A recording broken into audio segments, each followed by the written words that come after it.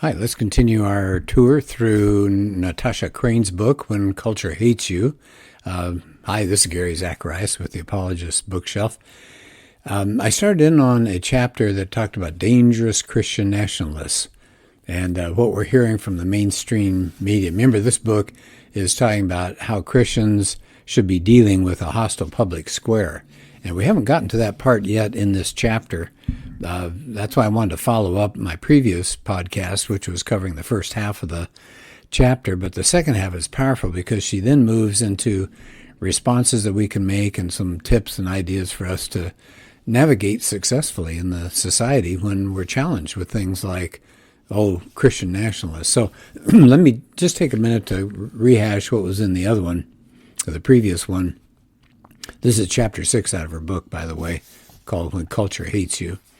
So she has some headlines from places like MSNBC that talks about Christian nationalists are dangerous, and it's extreme, it's theocracy. And she's saying a lot of people don't really know what Christian nationalism is, but it's the idea, the big fuzzy idea is that it's a merging of Christian and American identities. Okay, but she says there are two main research elements that make up this whole way we're looking at it. Whitehead and Perry had 6 questions or 6 statements, and depending how people answered those statements, they would say, that's Christian nationalists at work. But the problem is these are pretty fuzzy. I mean, what does it mean? A lot of those statements are, some are obvious, some aren't. So you can look back at the previous podcasts on that. And then she covered another, it's called Public Religion Research Institute. They had 5 statements, and depending on how people answered those, they said, yeah, those are Christian nationalists. But once again, they're pretty fuzzy, and there's an ideological bent to the questions and analyses. So it always ends up that if you're conservative, then that's a problem. Okay, so they have ambiguous questions. They group the people as Christian nationalists if they answer in any kind of conservative fashion at all. And then because they disagree with progressives, then they're the problem, right? It's on them. So they're the danger. So here's the part that I didn't finish last time. She said that there are 3 concerns, basically, that people have about Christian nationalism. What are they worried about? Well, they're worried about Christians imposing conservative values on others through politics. They're worried about racism, and they're worried about xenophobia. So we covered the first of the 3, the imposing of conservative values. And the idea is, look out, these Christians are getting involved in the public square. It's like, well, yeah, of course we are. It says every kind of policy involves somebody imposing their view on somebody else. So it says that's not anti-democratic to get out there and advocate for a policy. That's democracy. That's how democracy works. And then she said the United States is a secular nation, right? Which means it's not going to have the authority of any particular religion in public life. But individuals are free to advocate according to their convictions, religious or otherwise. And so she said it's kind of interesting that if you as a Christian advocate for a progressive position, they don't see that as a problem.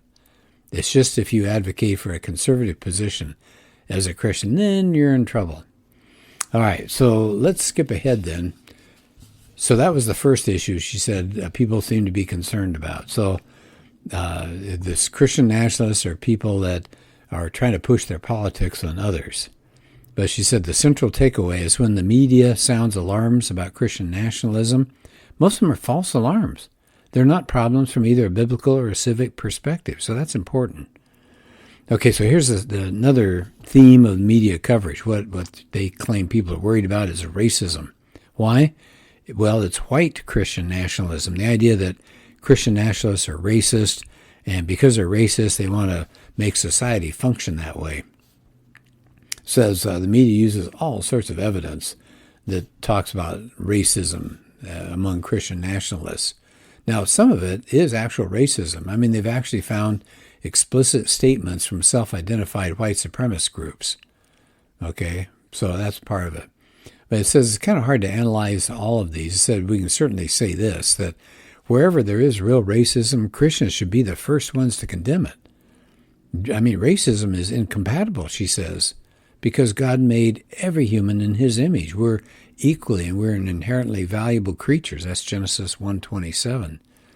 But is there quantifiable evidence, she asks, of real racism among people that they call Christian nationalists? That's the assumption. I said even that PRRI study, that second of two studies, came to the conclusion that Christian nationalists have white supremacist tendencies. Really? Okay, well, so she said a person's views on certain statements like, how about this? Says you have to agree or disagree in that research to see if you're anti-black. So here we go. Generations of slavery and discrimination have created conditions that make it difficult for many black Americans to work their way out of the lower class.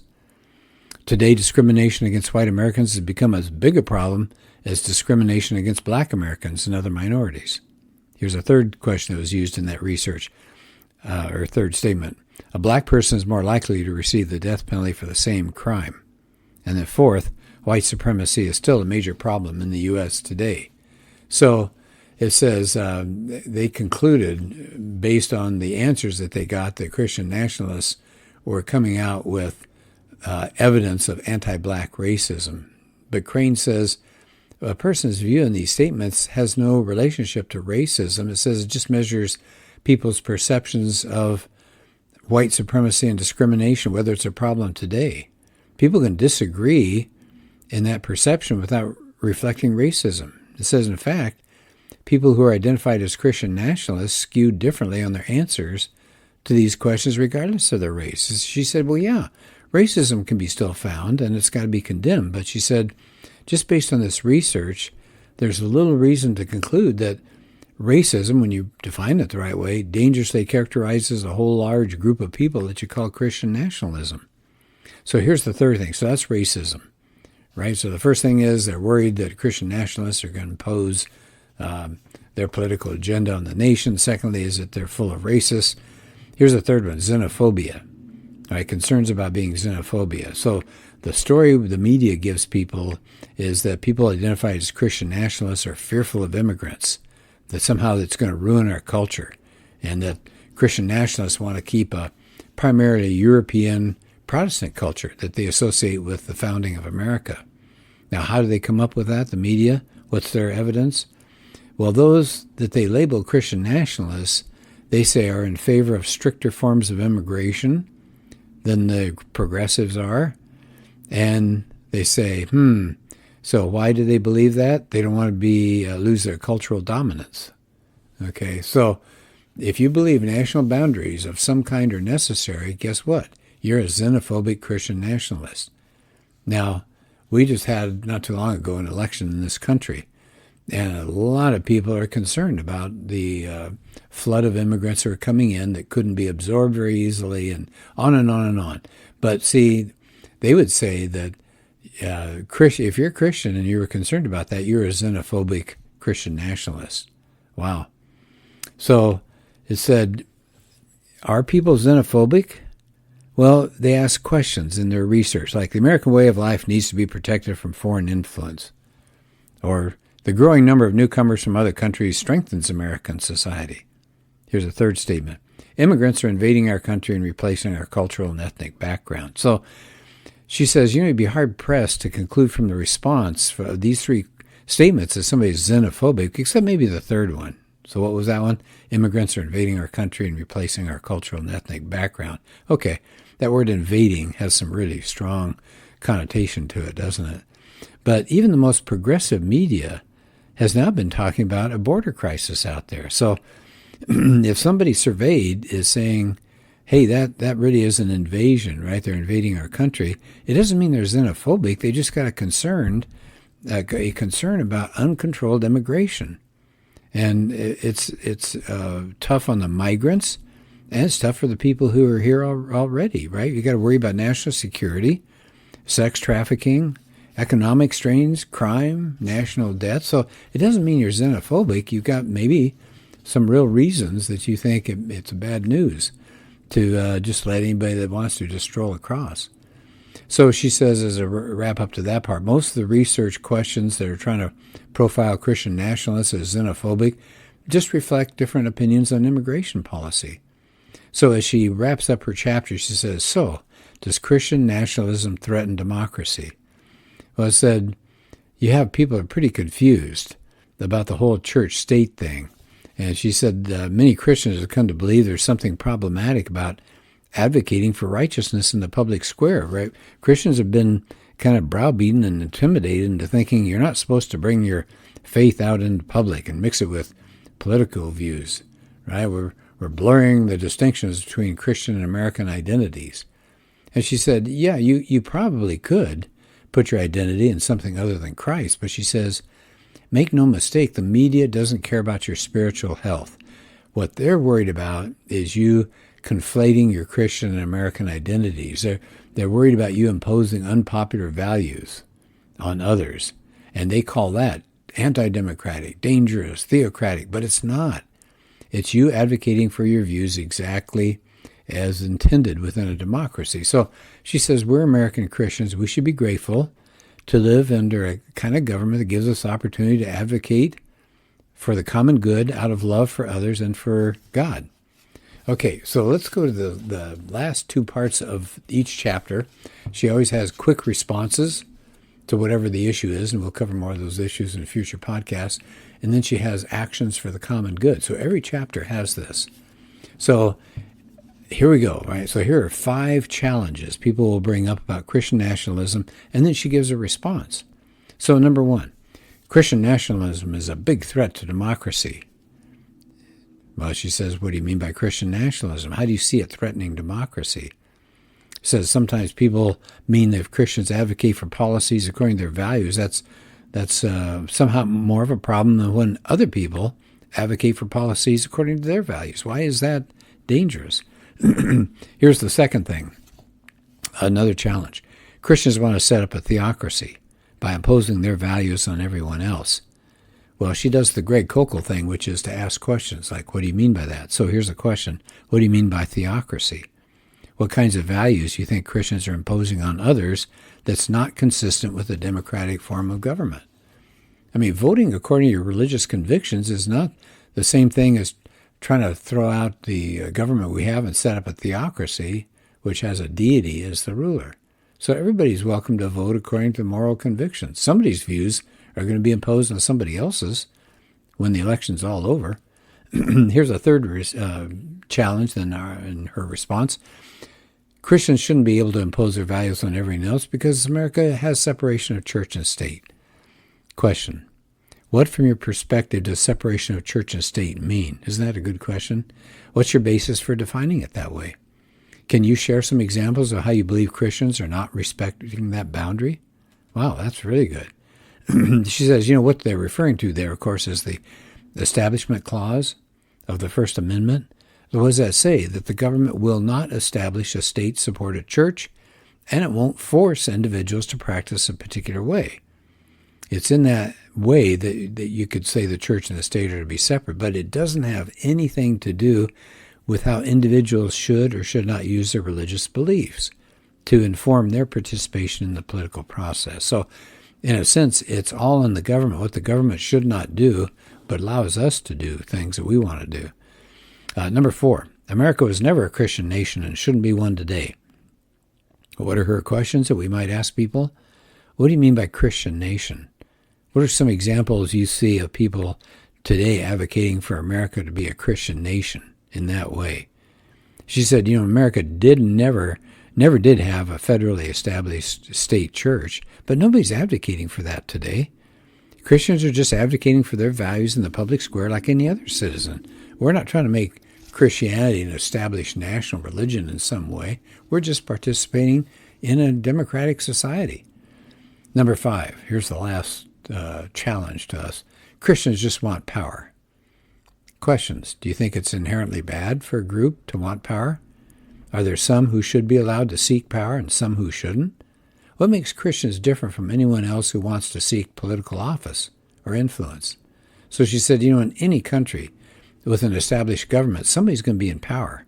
And those in power had to seek that power. There's no reason to go after some group for seeking power.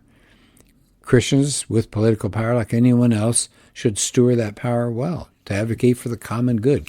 I like that. She keeps coming back for the common good. We want what's best for society. All right, then the very end of the chapter, and again, I really like this, she has actions for the common good. So in this case, it's dealing with political involvement. So I won't spend a lot of time on this, but I like this a lot. To begin thinking about how we can help advocate for the common good. So number one, educate yourself on issues of political relevance for Christians. Said she's got lots of recommendations for further study at the end of the book. She'll take a look at those. Stay up on current events. Number two, get to know who your representatives and senators are in the U.S. and state governments. Oh my goodness, I've seen the people on the street interviews where they ask somebody, who's your senator? Nobody knows. So it says it's easy to find where they are. She's even got a link about state governments and U.S. governments, how we can find out who our representatives are. It said spend time on their websites. See what they're involved with. Sign up for an email or text update. Number three, why does she have to bring that up? I don't know. Vote. That should go without saying, but isn't that sad that we have to remind people to take advantage of voting? People say, my vote doesn't really matter. Yes, it does. It may not, frankly, it may not matter on the national scene. Most times a candidate will win by millions of votes, but it matters a lot for local issues and local individuals. So vote, yeah. It's a shame we have to say that. Number four, follow, donate to, and pray for Christian legal advocacy groups. Now, she mentions one I like a lot. It's called the Alliance Defending Freedom, ADF. They do great work. They send lawyers out to get involved in court situations to protect people whose Christian rights and values have been trampled on by the state. Just amazing. But there's also the American Center for Law and Justice and the Pacific Justice Institute. Their job is to try to protect religious freedom and free speech and marriage and family and parental rights and the sanctity of life, and try to stay up with them, she said. Number five, support a nonprofit organization that advocates politically for specific issues. So if there's some issue you care a lot about, go online. Find an organization that echoes your values. Get involved. Support a nonprofit. Number six, know and get involved with your local school board. Yeah, school board members, for the most part, are elected, and it doesn't take a whole lot of votes to get them in office. Now, if you can help them out, that may make a world of difference. They make huge decisions that involve public schools. Find out who these members are and follow the meetings and speak on an issue if you care about it. Maybe run yourself. And then number seven, help equip people in your own church with a better understanding of the role of public Christian influence. Christians have kind of the idea that politics are nasty and you shouldn't get involved, but that's just one way in politics that we can advocate for the common good out of our love for God and others. She keeps coming back to that, and I like that a lot. The value of the common good, what we want for everybody. And so maybe form a group to read and discuss a book together. That would be good. So I really like this a lot. One more time, the book is called When Culture Hates You, and she's got the list at the back here. I won't take the time to read that, but she does have a list. I'll just show you here real quickly a list of books that you could get. How We Got to Our Cultural Moment. She's got a list of books. Understanding and Responding to Culture from a Biblical Worldview, a bunch of books. Christian Political History and Engagement. Christian Nationalism. Secular Social Justice and Biblical Justice. Abortion. Gender. Sexuality. So this is an amazing book. I highly recommend it. It's challenging. And I want to use that someday with our apologetics group at our church. Well, all right. I hope you're having a good day, and thank you so much for being part of this. And we'll do another podcast soon.